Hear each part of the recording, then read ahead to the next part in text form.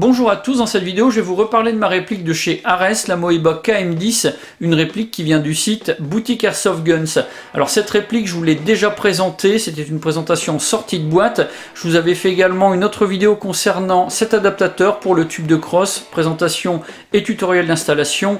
Là je vais vous parler des accessoires que j'ai installés sur la réplique et puis également des modifications que je souhaite apporter à l'interne puisque c'est une réplique qui ne tape pas vraiment fort en sortie de boîte, 290 fps environ avec des billes de 0,20 g. Il y a moyen d'améliorer les performances, de vraiment les augmenter, donc on va voir tout ça en détail.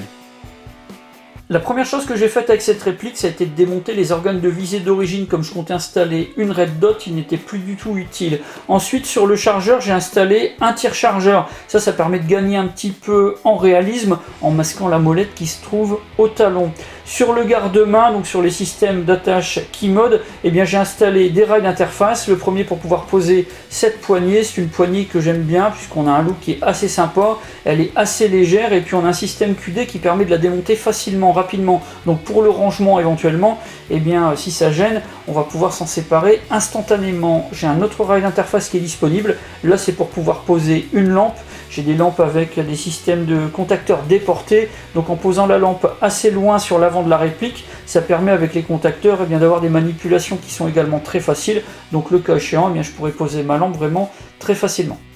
Sur le rail supérieur de la réplique, j'ai rajouté trois choses. Un rehausseur de rail, puisque quand je joue en partie, j'utilise une protection faciale complète. Ça ne me permet pas de poser ma joue sur la crosse. Donc ça me permet de pouvoir rehausser mon système de visée et d'avoir quelque chose de vraiment parfait pour pouvoir prendre des visées efficaces. Comme système de visée, j'ai mis une red dot, quelque chose de vraiment très simple, d'assez compact avec un système de quick disconnect. Donc ça peut se démonter facilement, ça peut se remplacer rapidement. C'est vraiment parfait. Celle-ci, elle ne coûte pas vraiment très cher. Et puis elle est très efficace, j'en suis vraiment très content. Sur le devant, un boîtier NPEC, donc ça peut servir éventuellement de porte-batterie sur certaines répliques. Là c'est uniquement installé pour l'esthétique et puis pour le fun, puisqu'on a un laser qui est fonctionnel. Donc là sur les entraînements, pour du tir sur cible, je m'en sers, c'est assez amusant. En partie bien sûr, ce n'est pas possible, puisque la majorité des organisateurs interdisent l'utilisation des lasers en cours de partie.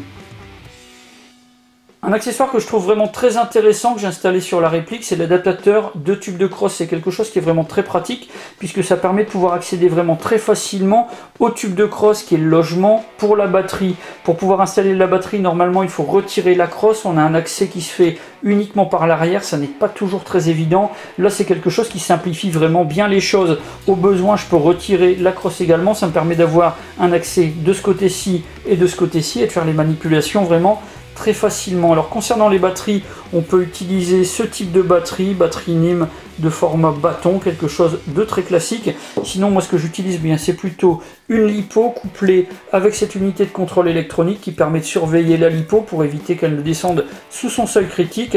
Là j'ai quelque chose qui me permet d'avoir de la réactivité, de la longévité, donc c'est vraiment parfaitement adapté. Une fois qu'on a compris dans quel sens il faut installer tout le système de fil d'unité de contrôle électronique, c'est quelque chose qui se fait vraiment facilement, sans difficulté. Pour ce qui est du retrait, bien c'est exactement la même chose.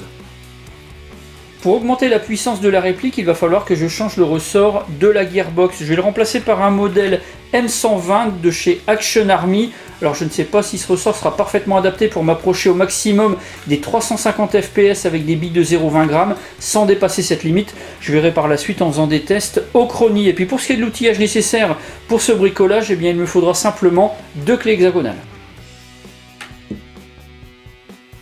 La première étape, ça va être de desserrer la vis qui se trouve juste ici pour pouvoir décaler l'adaptateur pivotant du tube de crosse. Ça permettra d'accéder à l'arrière de la gearbox.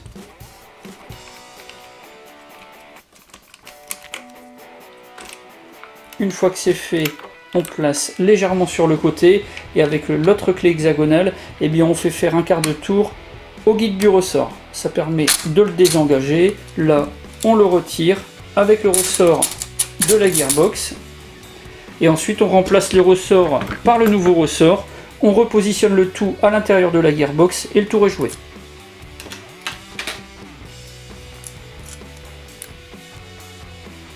Alors après l'installation de ce ressort M120 de chez Classic Army, j'ai repassé la réplique au chronie et la grosse déception, mauvaise surprise, La puissance, elle dépassait allègrement les 420 fps, elle atteignait presque les 430 sur certains tirs, donc c'était quelque chose qui était inutilisable en cours de partie.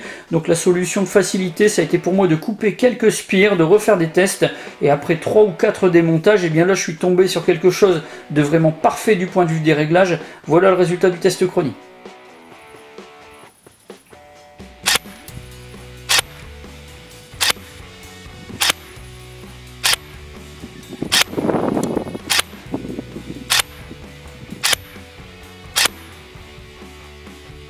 En ce qui concerne l'upgrade et l'accessoirisation de la réplique, eh bien je dois dire que je suis vraiment très content des résultats que j'ai obtenus. Pour ce qui est de la puissance, j'ai quelque chose qui est parfaitement adapté à ce que les organisateurs de parties demandent aux joueurs. Donc au moment de passer au chronie, avant d'entrer en jeu, eh bien c'est quelque chose qui permet d'avoir vraiment l'esprit tranquille. Pour ce qui est des accessoires, j'ai une réplique qui a gagné en ergonomie, qui n'a pas pris trop de poids, donc de ce point de vue-là, c'est pareil, c'est quelque chose de vraiment très confortable.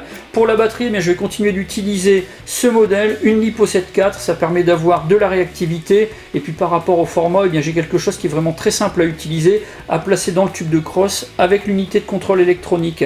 Pour ce qui est de la programmation, j'ai utilisé ce boîtier, comme je vous en avais déjà parlé. La réplique, elle tire en semi et en semi. J'ai supprimé le mode rafale, c'est un mode que je n'utilise jamais.